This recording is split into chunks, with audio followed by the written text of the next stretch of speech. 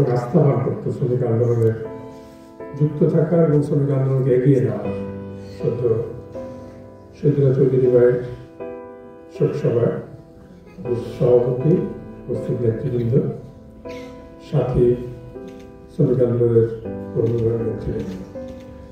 শহীদুল্লাহ ভাই সম্পর্কে আসলে যারা এখানে উপস্থিত তাদের সঙ্গে আমার কোনো আলোচনা করাটা ধৃষ্টতা, কারণ তারা দীর্ঘদিন শহীদুল্লাহ ভাই সংগ্রামের সাথী ছিলেন, সংগঠনের সাথী ছিলেন। আর যারা বারবার বলতেছেন যে অনেক কিছু দেওয়া যাবে না, তাদেরকে বাদ দিয়ে আমার বলতে আরেকটা নিষ্ঠতা। সুতরাং আমি খুব বেশি বলবো না, বলার মতো অবস্থাও নেই, কারণ আপনাদের অভিজ্ঞতা আপনারা জানেন, যা কিছু বলবো সবই আপনাদের জানা। আমি গভীরভাবে বিলসের পক্ষ থেকে, তিনি বিলসের উপদেষ্টা পরিষদের সদস্য ছিলেন এবং শ্রম সংস্কার কমিশনের পক্ষ থেকে, যদিও এটা একটা স্বল্পকালীন দায়িত্ব, তার প্রতি গভীর শ্রদ্ধা জানাচ্ছি। এবং আমি উপলব্ধি করতে পারি এই দায়িত্ব পালনের শহীদুল্লাহ ভাই যদি সুস্থ থাকতেন এখন, তাহলে কতখানি সহায়তা, কতখানি পরামর্শ, গাইডেন্স আমি পেতাম আমরা যে টিমে আছি। এখানে আমাদের সদস্য তখন আছেন, সংস্কার কমিটির সদস্য। তো এই অনুভব শ্রমিক আন্দোলন আমাদের বহুদিন যাবৎ করবে। আমি কোনো স্মৃতিচারণ করবো না, কারণ স্মৃতিচারণ অনেকেই করেছেন। মিসবাহ ভাই যারা বলেছেন যে তার যুদ্ধের স্মৃতি নিয়ে আমাদের একটা সম্পাদনা করার সৌভাগ্য মনে হয়েছিল, আমরা জেনেছি। কিন্তু শহীদুল্লাহ ভাইয়ের কাছ থেকে যেগুলো আমরা জেনেছি একদম ইউনিয়ন কর্মী হিসাবে, শ্রমিক আন্দোলনের কর্মী হিসাবে, পরবর্তী পর্যায়ে কয়েকটা সময়, যেহেতু আমি সরাসরি তার সংগঠনের সাথে যুক্ত সদস্য না, কিন্তু কয়েকটি ক্ষেত্রে আমার কাজ করার সৌভাগ্য হয়েছিলেন তার সাথে। সমাজে কিছু কিছু লোক থাকে প্রত্যেকটা আন্দোলনে সবসময়, যার উপস্থিতি তার গণ্ডির বাইরেও বহু লোককে তার উৎসাহিত করে। শহীদুল্লাহ ভাই এমন একজন মানুষ, তার উপস্থিতি আমাদেরকে অনুপ্রাণিত করতো। শহীদুল্লাহ ভাই যদি করতে পারে, আমরা কেন পারবো না? কোনো ঐক্য পরিষদের কোনো মিটিংয়ে বা মিছিলে, অথবা পাটকল জাতীয় আপনার রক্ষা কমিটির কোনো আন্দোলনে, অথবা মিলসের কোনো আলোচনায় ৩-৪টা জিনিস আমরা খেয়াল রাখতাম। একটা হচ্ছে শহীদুল্লাহ ভাই থাকলে একটু সংযত হয়ে বুঝে জেনে শুনে কথা বলতে হবে। এটা একদম মুখস্থ স্টেটমেন্ট দেওয়া যাবে না, কারণ শহীদুল্লাহ ভাই উপস্থিত আছে। এই যে উপস্থিতি, যার জন্য উপস্থিতি দিতে হতো, বেশি বলা যেত না, এবং সামনে থাকতে হবে। ওই একটু আসলাম, হাজিরা দিয়ে চলে গেলাম, এটা শহীদুল্লাহ চৌধুরী উপস্থিত থাকলে হবে না। আমার মনে আছে আকাশ ভাই সহ আমরা সেই খুলনা পর্যন্ত গিয়েছিলাম, যখন পাটকল শ্রমিকদের উপরে আপনার একাগ্রের পরে হয়। শহীদুল্লাহ ভাই ছিলেন তখন আমাদের একটা অনুপ্রেরণার উৎস। অর্থাৎ এইটা আমার কাছে একটা বড় শিক্ষা আছে, কিছু মানুষ যার সংগঠন, এমনকি তার আন্দোলনের যে ক্ষেত্র, সেখান থেকে বেরিয়ে আসে। আমরা যখন পাট রক্ষা জাতীয় কমিটি করলাম, শহীদুল্লাহ ভাই খুব সক্রিয় নেতা ছিলেন, সেটা অর্থনীতিবিদরা ছিলেন, রাজনীতিবিদরা ছিলেন। তখন আমরা দেখতাম যে তার উপস্থিতি অর্থনীতিবিদদেরকেও বা অন্যান্য ক্ষেত্রে যারা আছে, উন্নয়ন কর্মী যারা, উন্নয়ন সংগঠন, তাদেরকেও প্রস্তুতি নিতে উৎসাহিত করে, বাধ্য করে।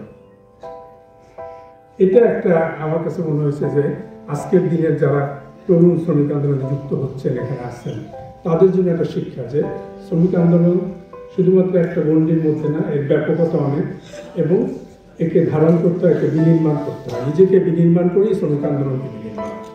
শহীদুল্লাহ চৌধুরী তার একটা বড়। আরেকটা জিনিস আমার কাছে মনে হয়েছে যে এখানে বলা হয়েছিল, স্পেকট্রাম গার্মেন্টসের সময় তিনি জাতীয় কমিটির আহ্বায়ক ছিলেন। আমার সৌভাগ্য ছিল সেই কমিটির মেম্বার সেক্রেটারি করা হয়েছিল।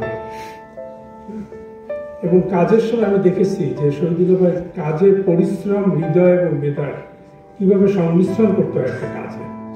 শুধু পরিশ্রম বা ক্ষুদ্র মেধা না, এই তিনটার কিভাবে সংমিশ্রণ করতে হয়। আমরা যখন একদম মাঠ পর্যায়ে যেতাম আপনার তদন্ত করতে, শহীদুল্লাহ ভাই বলতাম, ভাই আপনার থাকার দরকার নেই, আমি এসে আপনাকে জানাবো। বলতাম আমিই যাবো। আবার যখন প্রতিবেদন চূড়ান্ত করতেছি, তখন বলতেছি আমার অফিস করতেছে, শহীদুল্লাহ আপনি দেখে দিলেই হবে। বলুন না, উনি প্রতিদিন গিয়ে বসতেন এটা তৈরি করার জন্য। এই আরেকটি জিনিস আমি দেখেছি শহীদুল্লাহ ভাইয়ের কাছে, যে কিভাবে মানে আচ্ছা ঠিক আছে, আমি তো আহ্বায়ক, আপনারা করেন, আমি রিপোর্ট দেখে দিব, ওই অবস্থায় কোনোদিন শহীদুল্লাহ চৌধুরী ভাই। আর দুটো শিক্ষা আমি যেটা পেয়েছি, যেটা আমি ধারণ করি এখন শহীদুল্লাহ ভাইয়ের কাছ থেকে, যে আদর্শের প্রতি দৃঢ় থেকে কিভাবে ওই আদর্শের সাথে ওই আদর্শকে এগিয়ে নেবে এমন প্রত্যেকটা কাজের সাথে যুক্ত থাকা যায়, যে একদম এটা করাই যাবে না, এটা না, এটার সাথে যুক্ত হলে বিপ্লব থাকবে না, বা এটার সাথে যুক্ত হলে আমার আদর্শ এই ধরনের কথা কোনোদিন সত্যি হবে না। আমরা একবার কেরানীগঞ্জে একটা শিশু শ্রম বিদ্যালয় করলাম বাচ্চা শিশু শ্রমিকদের জন্য। তা আমরা খুব ভয়ে ভয়ে শহীদুল্লাহ ভাই যখন কোনো কাজে আমি বলতাম, সমীহ করে বলতাম, যাতে তার মনে না হয় যে তার আদর্শের সাথে বাইরের কোনো কিছু আমরা প্রস্তাব করছি। বললাম যে শহীদুল্লাহ ভাই এটা একটা প্রকল্প কমিটি করা হবে, এটা আপনি দায়িত্ব নেবেন কিনা, আপনি যদি বলেন তাহলে আমি প্রস্তাব করবো কমিটিতে। উনি বললেন অবশ্যই নেবো, এটাই তো শ্রমিকদের জন্য একটা বড় কাজ। আমরা জানি যে অনেক সময় এই সমস্ত প্রোগ্রামে যুক্ত হওয়ার ক্ষেত্রে অনেকেই কিন্তু একটু দ্বিধা করে যে আমার বিপ্লবী আদর্শের সাথে সম্পর্কিত কিনা। আদর্শের প্রতি দৃঢ় থেকে শ্রমিকদের কল্যাণে বা শ্রমিকদের আন্দোলনকে এগিয়ে নেবে কিছুটা, কোনো না কোনোভাবে একটা পর্যায় পর্যন্ত নিয়ে যাওয়া যাবে, এক্ষেত্রে কিন্তু শহীদুল্লাহ ভাই ছিল একটা মস্ত বড় একটা গুণ ছিল তার, যে কিভাবে এটা অ্যাডজাস্ট করতে পারতেন। কোনোদিনই মনে হতো যে গা ভাসিয়ে দিচ্ছে, কখনোই না। আবার কখনোই মনে হতো না যিনি একদম গুটিয়ে আসছেন যে এইটা স্যার আর কিছু করবেন, যা আমাদেরকে প্রচুর সহযোগিতা করেছে, প্রচুর উৎসাহিত করেছে, অনুপ্রাণিত করেছে। আমরা যদিও তিনি একজন রাজনৈতিক দলের সভাপতি ছিলেন, মনে প্রাণে তিনি রাজনীতিবিদ এবং শ্রমিক নেতা ছিলেন, কিন্তু আমাকে প্রায় আমরা বলতো যে শ্রমিক মঞ্চের ঐক্য পরিষদের শেষের দিকে 90-এর দশকে আমরা যখন রাজনীতির সাথে একাকার হয়ে গেলাম, সুতরাং সেটা ঠিক ছিল। ওইখানে একটু স্বাতন্ত্রতা বজায় রেখে চলতে পারলে শ্রমিক আন্দোলন 90-এর পরে যে প্রচুরগুলো খেয়েছে সেগুলো হতো না। আমি জানি ওটা সেটা পাবলিকলি বলতো কিনা, কিন্তু আমাকে কিন্তু অনেকবার আলোচনার ক্ষেত্রে উনি বলেছেন যে এই সূক্ষ্ম ভেদাভেদ এখানে রাখতে হবে, রাজনৈতিক দৃঢ়তা থাকবে কিন্তু শ্রমিক আন্দোলনের সাথে যে পার্থক্যটা থাকতে হবে। এই সূক্ষ্মতা ছিল শহীদুল্লাহ ভাইয়ের কাছ থেকে সবচেয়ে বড় শিক্ষা। আমরা তার আদর্শ, তার ত্যাগ সবকিছুই আমরা জানি, কিন্তু এই যে সে যে একদম কিভাবে আমাদের এই রাজনীতির ব্যাকরণগুলোকে ব্যাখ্যা করতেন এবং ধারণ করতেন, এগিয়ে নিতেন, এটা একটা বড় শিক্ষা ছিল শ্রমিক আন্দোলনের জন্য, এবং এখনো আছে। যদি আমরা আলোচনা করি, কথা বলার সুযোগ দিই তার সাথে যারা কাজ ছিল, হয়তো আজকে সময় নেই, কিন্তু আমি মনে করি তার জীবন দর্শন সংগ্রামের শিক্ষা নিয়ে দিনব্যাপী একটা আলোচনা হতে পারে, যেখানে হয়তো আমার স্মৃতিচারণও হবে, আবার বিশ্লেষণধর্মী আকাশ ভাইয়ের মতো লোকজন বিশ্লেষণধর্মী আলোচনা করবেন।